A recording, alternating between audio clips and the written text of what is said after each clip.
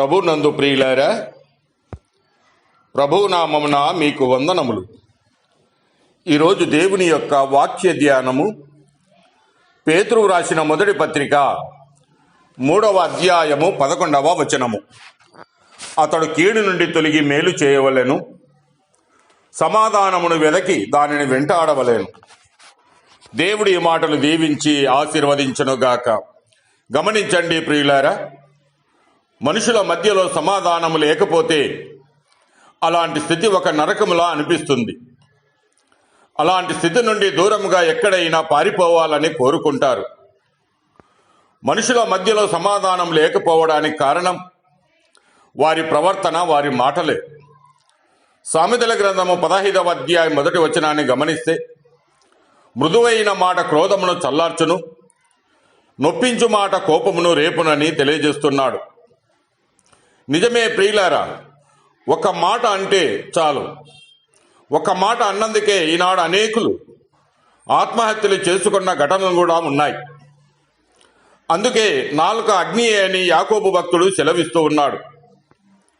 పేతురు రాసిన మొదటి పత్రిక 3వ అధ్యాయము 10వ వచనాన్ని మనం చూసినప్పుడు, జీవమును ప్రేమించి మంచి దినములు చూడగోరువాడు చెడ్డదాన్ని పలకుండా తన నాలుకను, కపటపు మాటలు చెప్పకుండా తన పెదవులను కాచుకునే వలనని సెలవిస్తూ ఉన్నాడు. అనగా నోటిని అదుపులో పెట్టుకోలేకపోతే అది నాశనమునకు దారితీస్తుంది. సమాధానముగా సంతోషముగా ఉండాలని అందరూ కోరుకుంటారు, కానీ అందుకు తగ్గట్టుగా తమ ప్రవర్తనను ఉంచుకోరు. ఎదుటివారే తగ్గి ఉండాలని కోరుకుంటారు, కానీ మనమే తగ్గించుకుందామని అనుకోరు. అందుకే మాటకు మాట వస్తుంది. విరిగి నలిగిన హృదయము కలిగి ఉండడము, తగ్గించుకొని జీవించడం వలననే మనము సమాధాన కర్తలుగా ఉండగలం. రోమాపత్రిక 12వ అధ్యాయము 18వ వచనంలో, శక్యమైతే మీ చేతనైనంత మటుకు సమస్త మనుషులతో సమాధానముగా ఉండుడని సెలవిస్తూ ఉన్నాడు. అనగా సాధ్యమైనంత వరకు అందరితో సమాధానముగా ఉండమని చెప్పబడిన ప్రకారము ఎదుటివారు మనల్ని దూషించినా, మనసు గాయపడే మాటలు అన్నప్పుడు కూడా మనము వారిని క్షమించినప్పుడు సమాధానము కలుగుతుంది.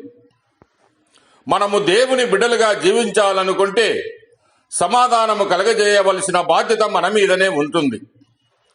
మత్తయి సువార్త 5వ అధ్యాయం 9వ వచనంలో, సమాధాన పరచువారు ధన్యులు, వారు దేవుని కుమారులు అనబడుదురని తెలియజేస్తూ ఉన్నాడు. కాబట్టి ప్రియులారా, ఎవరైతే తమ జీవితాలలో సమాధానము కోరుకుంటారో వారే దానిని వెదికి వెంటాడాలి. వారే తమ నోటిని, ప్రవర్తనను నియంత్రించుకోవాలి.